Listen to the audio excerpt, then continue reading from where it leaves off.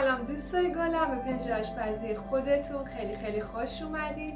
امروز مدام با یه آموزش خیلی جذاب میخوام بهتون یاد بدم چطوری تو خونه نون شیرمال درست کنید و این نون خوشمزه و راحت رو عصرونه با چای میل کنید و لذتش رو ببرید.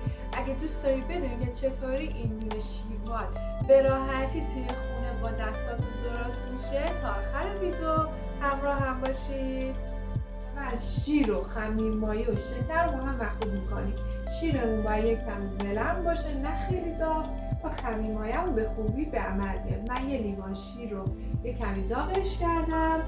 حالا میزم نصف لیوان شکر و یک قاشق غذاخوری هم خمیر مایه. به خوبی با هم مخلوطش میکنیم.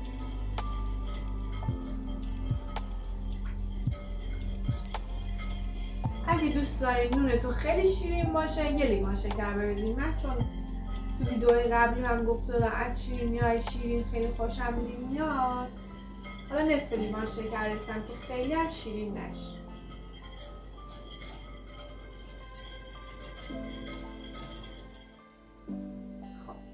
حالا درش رو میذاریم و بهش زمان میدیم تا خمیر مایه‌مون آماده بشه. هر موقع که روش حباب کم شد یعنی که دیگه خمیر مایه‌مون آماده است.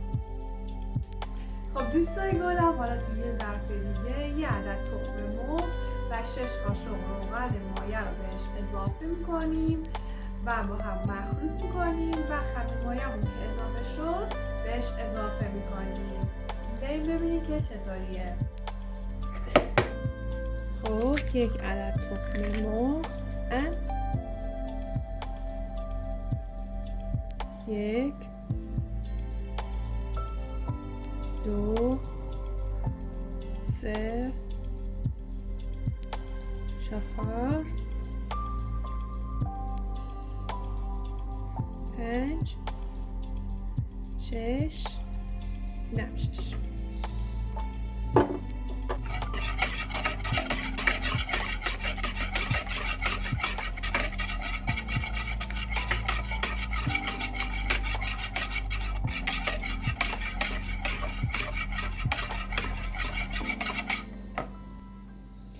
خب دوستان، حالا خمیر مایه رو به تخم مرغ و روغن اضافه کنید.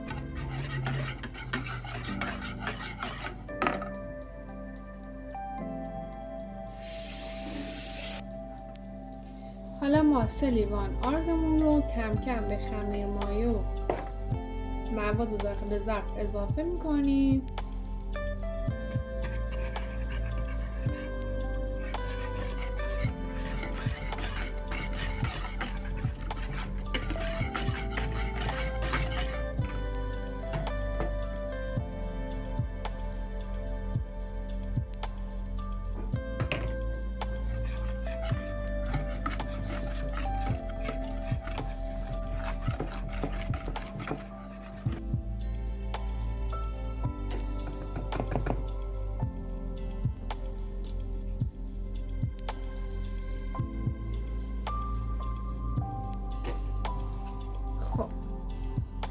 دوستای گلم، وقتی که به این مرحله رسیدیم میتونید از دستکش استفاده کنید که دیگه به دستتون نچسبه.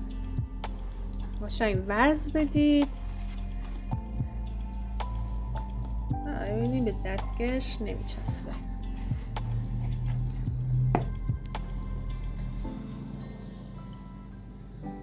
نون شیرمال اگه کره داشته باشه خیلی خوشمزه تر میشه.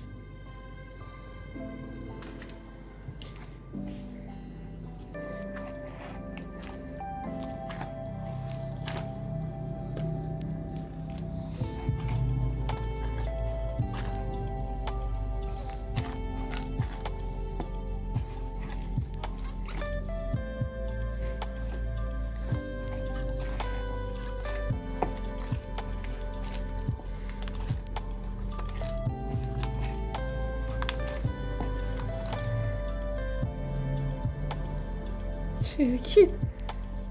دستکشم ترکید، خمیر رفت تو دستکشم. وای. خب پس نتیجه میگیریم که باید از دست استفاده کنیم.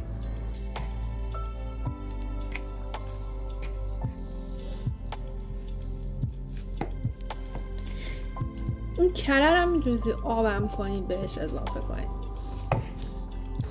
مقداری زعفرون دم کرده هم به نون شیرمالتون اضافه کنید. زعفرون خیلی خوشمزه، خوش رنگش میکنه.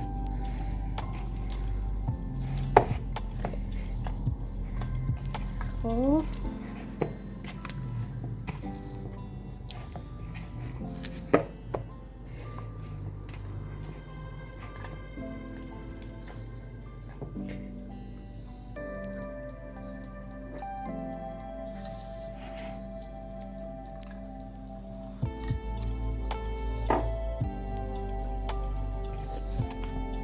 بازم بهش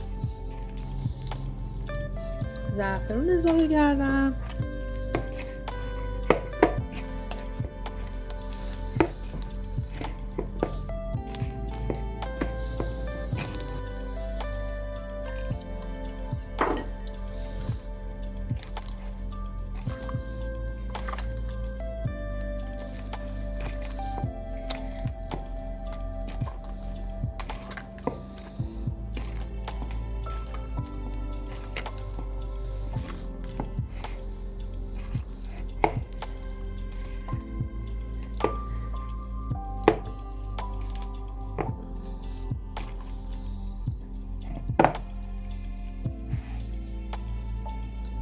خب خمیرتون که دیگه به این حد رسید، درش رو بذارید و بذارید یه نیم ساعت تا 1 ساعت بمونه تا خودشو بگیره و پف کنه.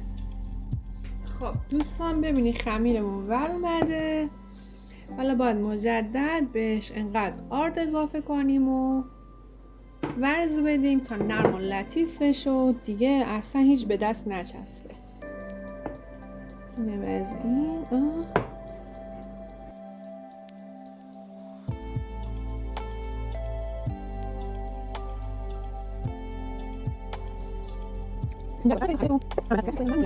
خب دوستان حالا این خمیر رو من اصلا به دستم دیگه نمیچسبه، آماده شد.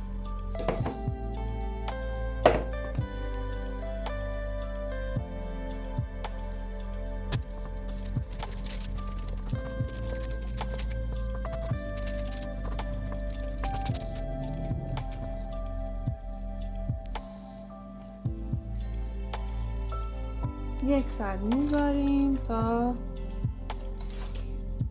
خمیر استراحت کنه.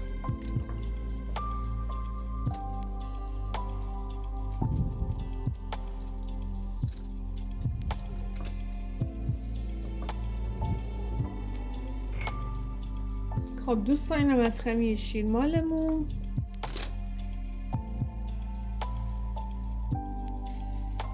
اینطوری بهش شکل میدم.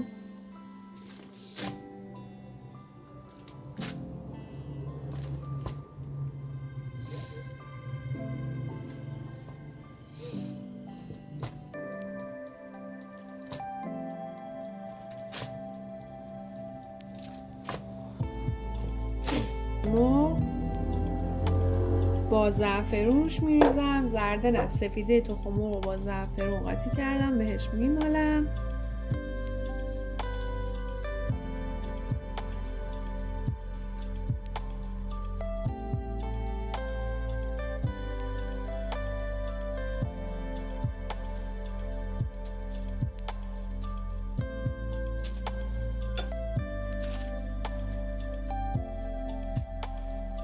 روش کنجد بریزید.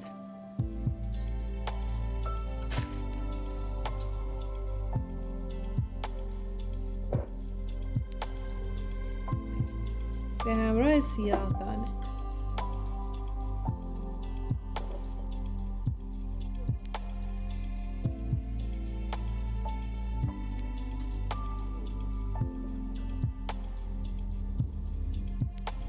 دوستای گلم، مرسی که تا اینجای ویدیو با من همراه بودین. اگه از ناموزش خوشتون اومد خوشحال میشم که با لایک و کامنت و سابسکرایبتون ازم حمایت کنین و حتما این نون شیرمال خوشمزه رو تو خونه هاتون درست کنین و لذتش رو ببرید. تا ویدیوی خوشمزه دیگه، خدا نگهدار.